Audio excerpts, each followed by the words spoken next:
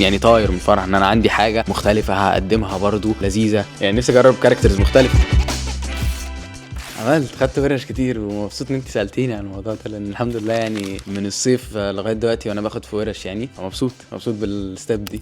دخلت بيزنس مانجمنت في الجي سي. الجامعه جميله والله كل حاجه، بس يعني طبعا كان قابلت صعوبه شويه ان انا اوفق بينها وبين التصوير. الكوره طبعا ان هو عنده حلم وانا عندي حلم، سواء بقى ان الحلم اتغير دلوقتي مبقتش عايز ابقى لعيب كوره، يعني كان نفسي طبعا بس ما شفت ان هي مش بتاعتي، ممكن مش نصيبي. فانا عندي حلم وعنده حلم، بحاول احققه بيحاول يحققه. اكيد انا بواجه ستراجلز، هو واجه ستراجلز اوريدي. طبعا فكره العيله فدي حاجه بالنسبه لي برضو انا بحبها، يعني حاسس ان انا بحمد ربنا يعني قوي. دي اكتر حاجه المفروض اقولها، لان الحمد لله بعمل حاجتين بحبهم في نفس الوقت. فبالنسبه لي اكسبيرينس، سفر، بلعب كوره الحمد لله، بصور، بعمل حاجه بحبها ومبسوط. ما اقدرش اطلب اكتر من كده يعني من ربنا، فالحمد لله بجد يعني.